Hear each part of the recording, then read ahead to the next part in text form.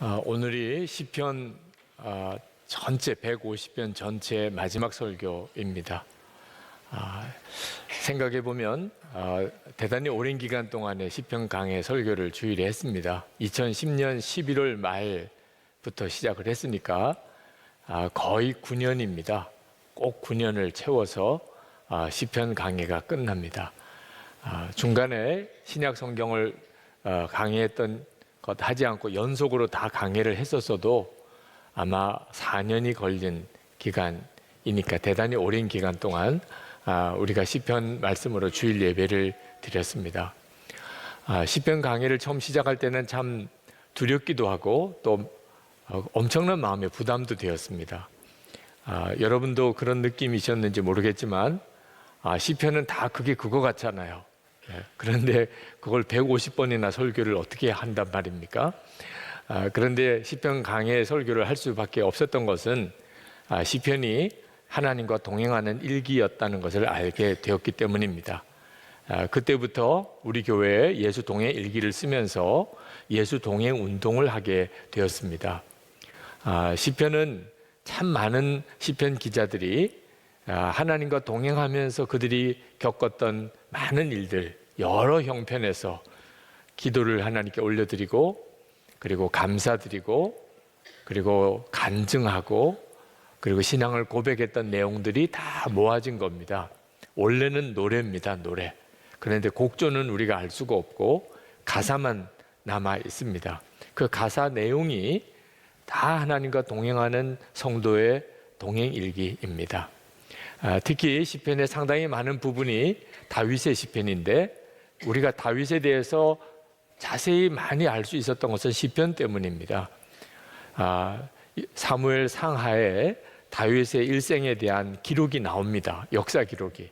그러나 그 역사 기록만으로 다윗이 어떤 사람이었는지, 그는 도대체 어떤 마음이었는지, 그 믿음이 무엇이었는지, 그의 기도는 뭐였고 그의 고민은 뭐였고 그의 고백은 무엇이었는지를 알 수가 없습니다.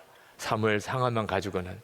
근데 시편을 통해서 다윗이 이런 마음이었구나, 다윗이 이런 기도를 드렸구나, 다윗이 이런 신앙의 고백을 가졌구나, 이런 체험을 했구나 하는 것을 우리가 알게 됩니다. 시편 전체의 결론은 아주 간단합니다. 이 시편 150편의 결론이고 시편 전체의 결론이기도 한데 모든 사람은 언제 어떤 상황에서나 하나님을 찬양하라는 것입니다. 어려운 주제도 아니죠. 그런데 이 말씀이 우리의 마음에 정말 깊은 곳까지 은혜로 밀고 들어옵니다.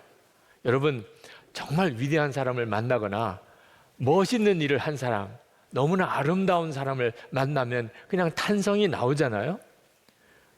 하물며 하나님을 알게 되면 찬양하지 않을 수가 없게 됩니다. 이건 우리 스스로가 찬양을 해야지 하는 마음이 앞서는 게 아니고 그냥 탄성이 저질러지는 거죠. 이 은혜의 역사가 예수를 믿을 때 우리의 삶 속에 하나님이 부으시는 것입니다. 1절에 보면 시편 기자가 주님의 성소에서 하나님을 찬양하라, 하늘의 웅장한 창공에서 하나님을 찬양하라 그랬습니다. 성전에서 하나님을 찬양하는 것은 오늘 우리가 이렇게 예배드리면서 찬양했잖아요. 그런데 성전에서만 아니고 하늘의 창공에서 온 우주 만물들 가운데서 하나님을 찬양하라는 겁니다. 그건 우리에게 새로운 눈을 열어줍니다. 하나님은 지금 이렇게 예배당에서만 찬양 받으시는 게 아니고 온 하늘에, 온 우주 만물에서 지금 하나님은 찬양을 받으시고 계시다는 겁니다. 지금 하나님의 보좌 앞에서는 천사들과 우리보다 먼저 간 성도들이 하나님을 찬양하는데 그 광경은 말할 수 없이 영광스럽습니다. 오늘 이 예배는 그 하늘에서 드리는 예배의 모형에 불과한 것입니다. 요한계시록의 핵심 메시지예요. 사도 요한이 핍박이 심해지고 교회들이 무너져가고 많은 성도들이 믿음을 잃고 방황하는 그런 답답한 현실 속에서 주님이 나타나셨어요. 그리고 요한 사도에게 하신 일이 하늘을 바라보라는 겁니다. 그래서 요한계시록은 땅에 되어지는 일과 하늘에 되어지는 일이 계속 반복적으로 나옵니다. 그러면서 요한이 일어났어요. 하늘을 바라보니까 더 이상 이 땅의 일들 때문에 두려워할 필요가 없었어요. 하늘에는 말할 수 없는 영광스러운 하나님께 드려지는 찬양과 예배가 있습니다. 시편 통해서 하나님은 우리에게 그것을 도전하고 계세요. 하나님이 이처럼 예배를 받으시고 또 찬양을 받으시는 이유는 하나님이 행하신 일이 위대하신 일이었기 때문입니다. 2절 말씀에 보면 주님이 위대한 일을 하셨으니 주님을 찬양하여라. 주님은 더없이 위대하시니 주님을 찬양하여라.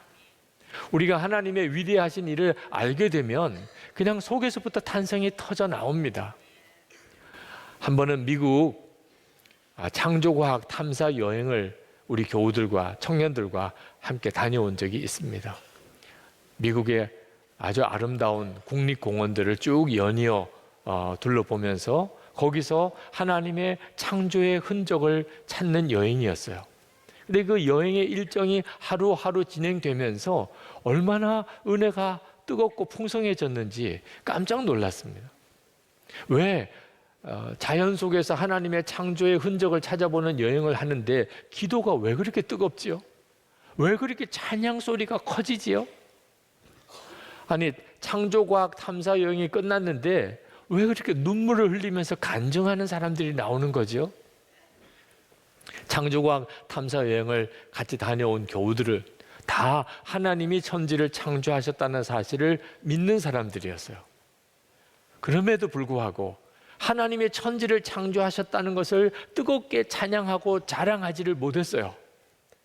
우리가 요즘 학교의 현실을 알게 되었잖아요. 이미 학교는 하나님의 창조를 공개적으로 부정합니다. 온 지금 현재 우주 만물은 진화의 산물이에요. 어느 순간에 뻥 하고 대폭발이 일어나고 난 다음에 그렇게 진화되다가 사람도 생긴 거예요. 그게 지금 학교에서 가르치는 겁니다. 그러니 하나님이 창조하셨다는 것을 믿으면서도 사람들 앞에 한번 담대하게 창조주 하나님에 대해서 노래하고 자랑해 보지도 못했어요. 그런데 그 아름다운 자연을 훑어보면서 여기저기서 하나님이 창조하셨다는 부인할 수 없는 증거를 보게 되면서 갑자기 마음의 심령이 뻥 뚫리는 것 같았어요. 성경의 모든 약속이 정말 진리구나, 말씀대로 결국 되겠구나 하는 확신이 생겼어요. 정말 하나님은 창조하신 하나님이시구나. 그게 사람을 그렇게 뒤바꿔 놓더라. 그런데 하나님이 행하신 일은 이 온 우주 만물을 창조하신 것만 아니에요. 더 위대하신 일이 있어요. 그것은 저와 여러분을 구원하신 것입니다. 구원의 은혜요. 옛날에 중국 양쯔강 중류에 있는 협곡지대에 군함 하나가 거기서 작전을 했습니다. 군인들이 군함에서 내려서 그 주변에 작전을 하고 다시 이제 군함으로 돌아와서 배가 하류로 내려오는데 새끼 원숭이 한 마리를 잡아왔어요. 음식으로 그 새끼 원숭이를 유혹을 해서 그 원숭이를 잡아서 목에다가 쇠 사슬을 메고 그리고는 끌고 배에다가 끌고 왔습니다.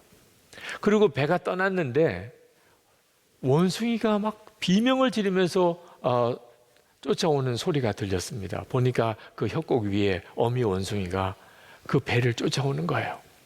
자기 새끼가 거기에 있으니까 그 새끼를 어떻든지 구해내려고 그렇게 원숭이가 사력을 다해서 그 배를 쫓아오는 겁니다.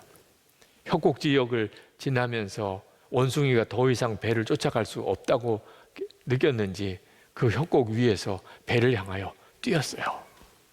그리고는 배에 떨어졌습니다. 새끼 원숭이를 보고 그리고는 어미 원숭이는 그 자리에서 죽었어요. 그 모습을 본 군인들이 얼마나 마음이 무거웠고 또 정말 아팠겠습니까? 어미 원숭이의 그 심정이 어떤가? 그 어미 원숭이의 상태가 너무 안 좋아서 배를 갈라보았더니 그 내장이 다 끓여 있었어요. 새끼를 구하려고 그렇게 발버둥치는 어미의 심정이 그 장기를 다 끊어놓은 거죠. 중국 세설신어라는 책에 나오는 단장이라는 이야기입니다. 여러분, 이 새끼를 잃은 어미의 그 안타까운 심정이 우리를 향한 하나님의 사랑인 거 아십니까? 여러분이 다 그런 사랑을 받고 있다는 것을 여러분은 정말 아십니까? 우리가 다 지옥 갈 사람이었잖아요. 우리가 다 마귀의 종노릇하고 있잖아요. 그랬는데 그런 우리를 그냥 두실 수가 없어서 어떻든지 우리를 구원하시려고, 도무지 지옥에는 가지 않게 하시려고 하나님께서 정말 새끼 잃은 어미 원숭이처럼 그렇게 우리를 쫓아오고 쫓아오신 그분이 예수 그리스도세요. 며칠 뒤에 이제 성탄절이 옵니다. 사람이 되게 하셨어요. 독생자를. 예수님은 우리 위해 십자가에 피 흘려 죽으셨어요. 오직 하나예요. 지옥문을 가로막고 우리로 하여금 지옥에 가지 않게 하기 위해서 그랬던 거죠. 그런 엄청난 사랑을 우리가 받았어요. 이것이 진짜 위대한 것이죠. 우리나라 전국 곳곳에 가면 다 십자가, 붉은 십자가가 보입니다. 그것은 그곳에 예배당이 있다는 뜻만 아니에요. 하나님께서 그 십자가를 통하여 우리에게 메시지를 전하고 계신 거예요. 내가 너를 용서한다. 내가 아직도 너를 사랑한다. 그런 메시지를 그 십자가를 보는 자마다 다 주님이 들려주고 싶으신 거예요.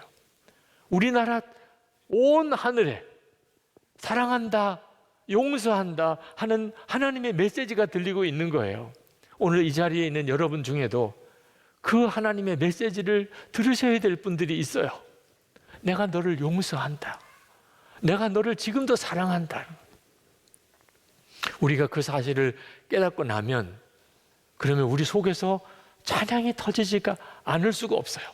하나님은 정말 위대한 일을 하신 분이에요.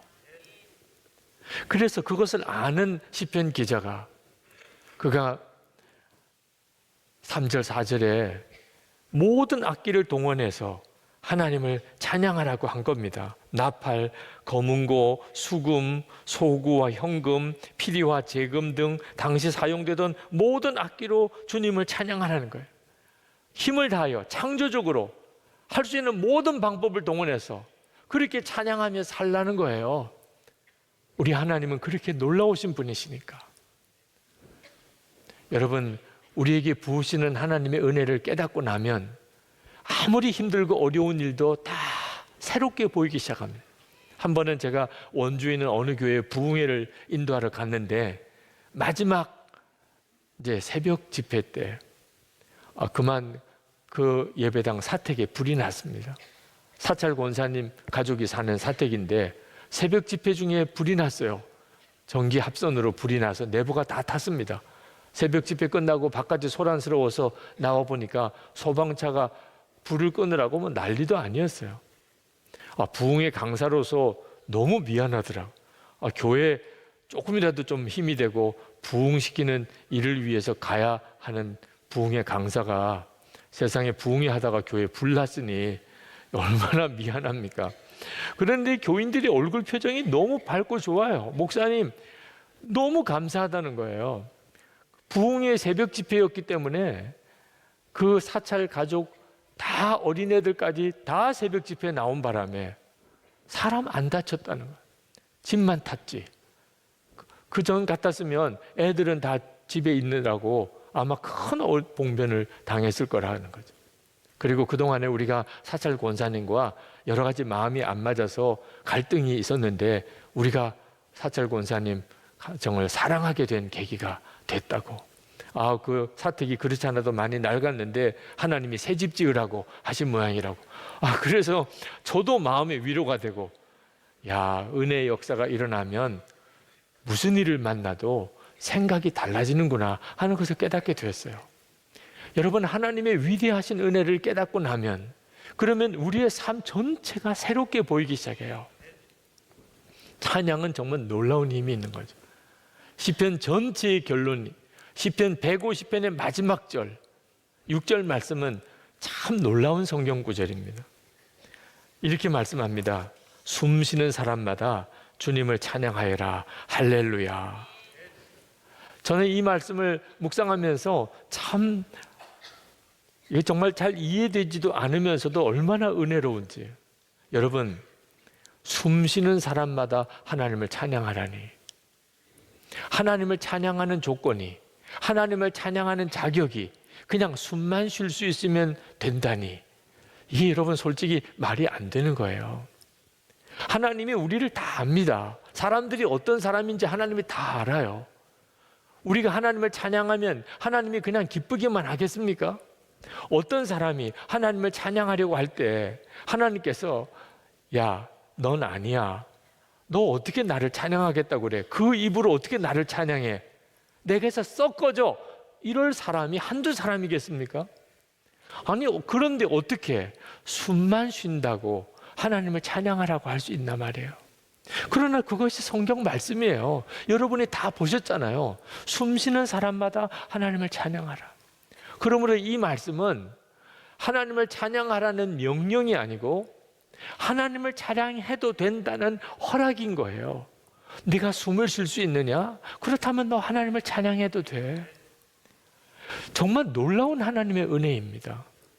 여러분, 천사들은, 하늘에 있는 천사들은 애초에 창조되기를 하나님을 찬양하기 위해서 창조된 존재예요. 이제 성탄절 예배가 오면 우리가 늘 읽는 성경 구절 중에 베들레헴 들판에서 양치던 목동들이 천사를 만나는 장면이 나옵니다. 그때 천사들의 노래를 들었다고 그랬어요. 천사는 하나님 앞에서 노래하는 존재예요. 그런데 사람은 아닌가요? 하나님이 사람을 왜 창조하셨을까요? 이사야 43장 21절에 이 백성은 내가 나를 위하여 지었나니 나를 찬송하게 하려 함이라. 여러분은 왜 창조되었나요? 이 세상에 왜 오셨나요?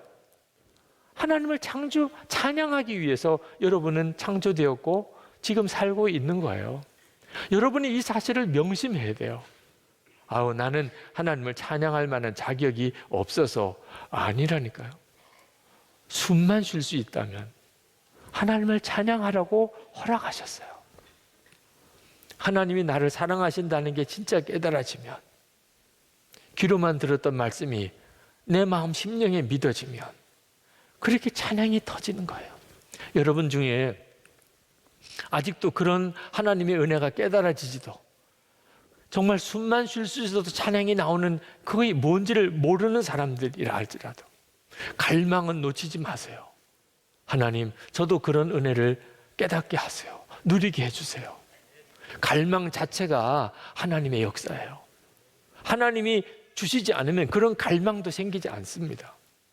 여러분 중에 어제 하늘꿈학교, 바로 우리 옆에 있는 하늘꿈학교 감사의 밤 행사에 참여하신 분이 혹 계신지 모르겠습니다. 한동대학교에 다니는 하늘꿈학교 졸업생이 간증을 했어요. 북한에서 그는 태어났습니다. 거기서 자랐어요. 아버지가 죽었어요. 엄마가 죽었어요. 고아원에 가서 누나가 죽었어요. 동생이 할머니 집을 찾아간다고 나갔다가 잃어버렸어요. 북한에서 더 이상 버텨낼 자신도 없고, 그래서 탈북했습니다. 정말 살고 싶어서. 그리고 남한에 온 거예요. 그는 어려서부터 기독교는 미신이라고 하더라고요. 성경책은 완전히 미신의 책이라고. 이 책을 읽으면 그건 교화소에 가서 정말 평생 감옥에서 살아야 된다고. 그렇게 듣고 배운 사람입니다. 그런데 한국에 와서 정말 거절할 수 없는 분의 손에 끌려서 집회에 갔다가 거기서 십자가 복음을 듣고 예수님을 만났어요. 그는 그날, 그 이전에 그가 어디서도 그렇게 울어본 적이 없는 울음을 울었다는 거예요. 아버지가 죽었을 때도, 엄마가 죽었을 때도, 누나가 죽었을 때도, 동생을 잃어버렸을 때도, 그렇게 몇 번 죽을 고비를 넘어왔을 때도 그렇게 울어본 적이 없대요. 예수님을 만나고, 그리고는 정말 그렇게 많이 울었대요. 여러분, 하나님은 안 계시고 이 성경책은 미신의 책이라고 어려서부터 태어날 때부터 그렇게 학습이 되어진 이 청년이, 그 탈북 청년이 예수님을 만났고 그리고 은혜의 눈이 뜨였다면 오늘 이 자리에 계신 여러분 중에 주님을 만나지 못할 분이 누가 있겠습니까? 하나님께서 여러분들 모르실 분이 이 자리에 누가 있습니까? 여러분, 시편 150편, 시편 전체의 설교가 끝났습니다. 하나님은 우리에게 딱 한 가지 메시지를 남겨주십니다. 무슨 일이 있어도 찬양하라. 너가 숨만 쉴 수 있느냐? 숨이 끊어지면 찬양 못하는 거죠. 숨이 끊어진 게 아닌데도 찬양 못한다면 빨리 찬양을 회복하세요. 그러면 여러분의 모든 삶이 다 달라집니다. 혼자 있을 때든 그냥 길을 걸어 갈 때든 운전을 할 때든 성도들이 두세 사람 모일 때 거기서 찬양하세요. 찬양은 여러분의 자신의 심령을 살게 하고 여러분의 삶 전체의 환경을 바꿉니다. 그리고 하나님의 기적이 일어나기 시작해요. 이제 우리 같이 하나님께 기도하겠습니다. 하나님, 시편 150편 참 긴 기간 동안에 시편 설교를 들었습니다. 제 마음속에 찬양하라. 숨만 쉴 수 있다면 너 찬양하라. 하나님의 허락이에요. 명령 아니에요. 찬양해라. 그러면 하나님이 역사하신다는 거예요. 주님, 그렇게 하겠습니다. 하나님의 위대하심을 제가 찬양하고 평생을 그렇게 찬양하고 살겠습니다. 하나님의 영광을 저를 통해 드러내세요. 저를 통해 영광도 받으시고 사람들 앞에 저를 통해 하나님의 영광을 드러내세요. 우리 다 같이 통성으로 기도하겠습니다.